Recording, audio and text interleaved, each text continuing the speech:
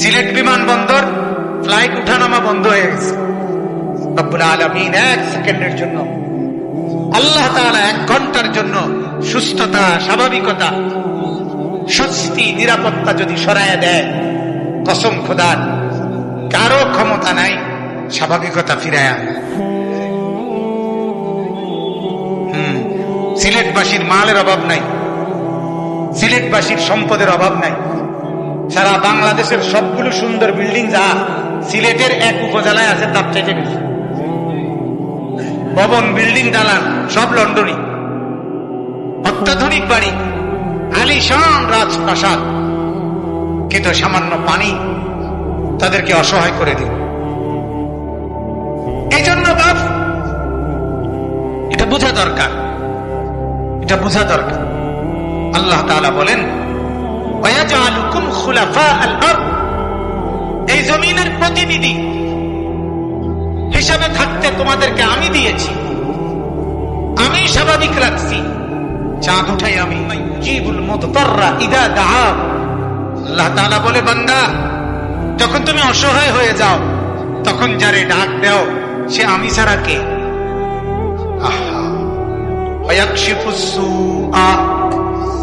আল্লাহ তাআলা বলেন, বিপদে যখন পড়ো, পেরেশানিতে, মুসিবতে, তখন দূর করে দেয় যিনি, সে আমি ছাড়া কে? ফায়াজআলুকুম খুলাফাআল আরদি, জমিনের মধ্যে সুস্থ স্বাভাবিকভাবে আমার প্রতিনিধি হিসাবে থাকতে দেয় যিনি, তিনি আমি ছাড়া কে? হ্যাঁ, সিলেটবাসী এই মুহূর্তে পানির মধ্যে ভাসতেছে, শুনছেন কিনা? হ্যাঁ, আমার আজকে রাতে সিলেট যাওয়ার কথা। আগামীকাল আমি এবং আমার শায়েখ আরিফ বিল্লাহ হাকিমুন নফস আল্লামা মুফতি মুশতাকুন নবী কাসেমি, আমাদের উভয়েরই সিলেট মাহফিল। আগামীকাল মাহফিল হবে না, বারবার দোয়া করছি আমরা। গত কয়েকদিন আগেও, গত সর্বোচ্চ 15 দিন আগে আমরা আমাদের কুমিল্লা ক্যান্টনমেন্ট এলাকা থেকে প্রায় 10 জন আলেম, ওনাদের ওইখানে প্রায় 1,73,000 টাকা বন্যার্থ এই সিলেটে দিয়ে আসছিলাম, সামান্য সহযোগিতা। ওনারা আবার ফোন দিয়ে জানাইলো এখন তার চাইতেও বেশি ভয়ঙ্কর অবস্থা, পানি আগের চাইতেও 1 হাত উপরে উঠে গেছে।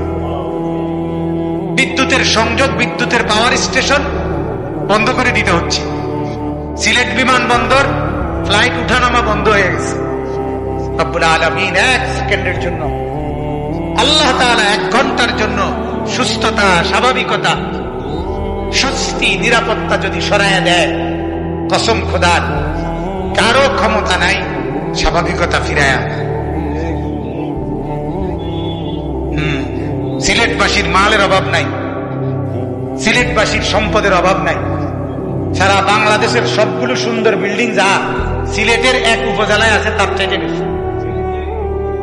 ভবন, বিল্ডিং, দালান সব লন্ডনী, অত্যাধুনিক বাড়ি, আলিশান রাজপ্রাসাদ, কিন্তু সামান্য পানি তাদেরকে অসহায় করে দিল। এই জন্য বাপ, এটা বোঝা দরকার, এটা বোঝা দরকার। আল্লাহ তাআলা বলেন, ওয়ায়াজআলুকুম খুলাফাআল আরদ, এই জমিনের প্রতিনিধি হিসাবে থাকতে তোমাদেরকে আমি দিয়েছি, আমি স্বাভাবিক রাখছি। চাঁদ উঠাই আমি, সূর্য উঠাই আমি, রাতকে দিন বানাই আমি, দিনকে রাত বানাই আমি। সকাল দুপুর হয় আমার ইচ্ছায়, দুপুর রাত হয় আমার ইচ্ছায়, শুক্রবার শনিবার হয় আমার ইচ্ছায়, আমার ইচ্ছায়, আমার ইচ্ছায়। সব কিছু তোমার মুখাপেক্ষী আমার কাছে, ভুলে আছো কেবল আমাকে।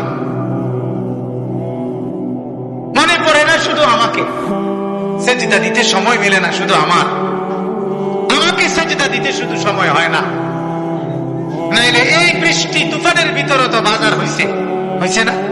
কথা বলেন না কেন? আজকের সারাদিনের এই বৃষ্টিতে খানা বন্ধ হয়েছে, খাবার বন্ধ হয়েছে দুপুরে, তাহলে সব কিছু তো চললো।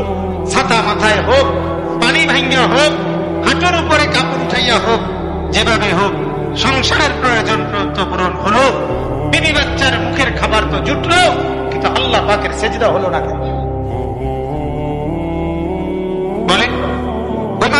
হেঁটে হেঁটে হেঁটে জিজ্ঞাসা করেন, আর কত মুসিবত দেখলে, আর কত আগুন দেখলে।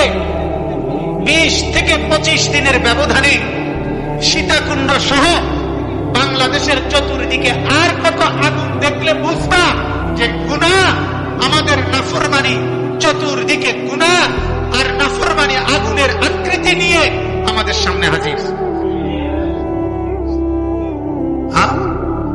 একটার পর একটা মুসিবত তসবির দানার মতো আমাদেরকে ঘিরে ফেলছে।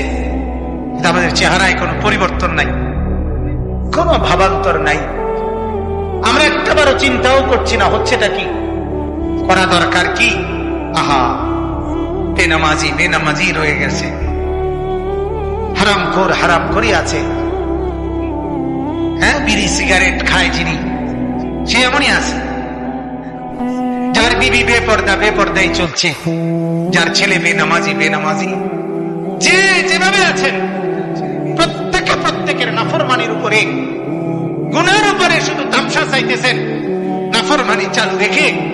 এটা কোনো বিবেক সম্পন্ন মানুষের কাজ হইতে পারে না। ভাবা উচিত, বিবেকবান হইলে ভাবা উচিত ঘটনাটা কি। চলন্ত ট্রেনে আগুন লেগে যায়, লাগছে কিনা বলেন না কেন? চলন্ত ট্রেনে আগুন লেগে যায়, হায় হায় কি বিভৎস আগুন। সীতাকুণ্ডের কন্টেইনারের আগুন। দুনিয়ার আগুন যদি এত ভয়ঙ্কর হয়, এর চাইতে 70 গুণ বেশি আল্লাহ নবী সাল্লাল্লাহু আলাইহি সাল্লাম বলেছে জাহান্নামের আগুন। নারুকুম হাদিহি জুজউম মিন 70 জুজআম মিন নারি জাহান্নাম। আল্লাহ নবী সাল্লাল্লাহু আলাইহি ওয়াসাল্লাম বলেন, দুনিয়ার আগুনের চাইতে 70 গুণ বেশি জাহান্নামের আগুন। 3000 বছর জ্বালানো হয়েছে শুধু জাহান্নামের আগুন কি। আল্লাহ রাসূল সাল্লাল্লাহু আলাইহি ওয়াসাল্লাম বলেন। আপনারা তাইলে ভাবেন ভাইয়া, দুনিয়ার আগুন একদিকে লাগলে, কিছুক্ষণ লাগলেই কিছুক্ষণের মধ্যে রুহু চলে যায়, মরে যায়। আর মরলে আর অসুবিধা হয় না। এরপরে যদি জ্বলতে জ্বলতে শরীর ছাই হইয়া পাউডারও হইয়া যায়, ওই দেহের আর অসুবিধা নাই, সে তো মরে গেছে। কথা বোঝেন, তার তো অনুমতি আর নাই। আল্লাহর কসম, আল্লাহ তাআলা বলেন, আমার বান্দা জাহান্নামের আগুনে 1,00,000 কোটি বছর তুমি শুধু জ্বলতেই থাকবা, কিন্তু 1 সেকেন্ডের জন্য মৃত্যু হবে না। এখানে মরলে তো অনুমতি নাই, সেখানে মৃত্যু হবে। লা ইউকদা আলাইহিম ফায়ামুত। আল্লাহ তাআলা বলেন, মৃত্যুর কোনো ফয়সালা নাই জাহান্নাম। 2 নম্বরে দুনিয়ার আগুন একদিকে লাগলে কিছুক্ষণ চেষ্টা করে এটা নিভানো যায়, বন্ধ করা যায়। হয়তো হাত পুড়ে গেছে, বাকি শরীর বাঁচছে, পাও পুড়ে গেছে, বাকি শরীর কি বাঁচছে। এরকম হয় কিনা বলেন না?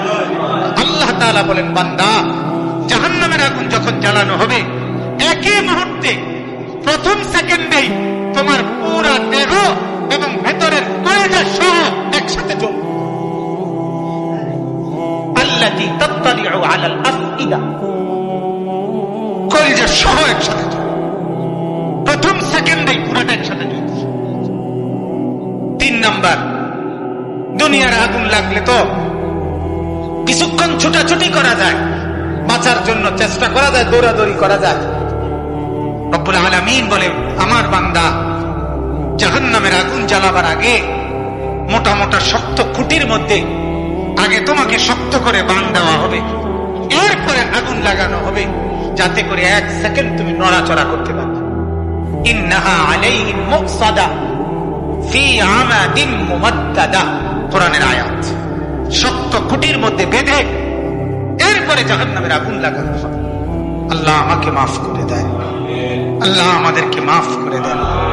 প্রিয় ভাই আমার, বাপ আমার, নওজোয়ান সাথীরা আমার, আপনারা মসজিদে ঢুকছেন, আল্লাহ ঢুকাইছে। কি বলেন?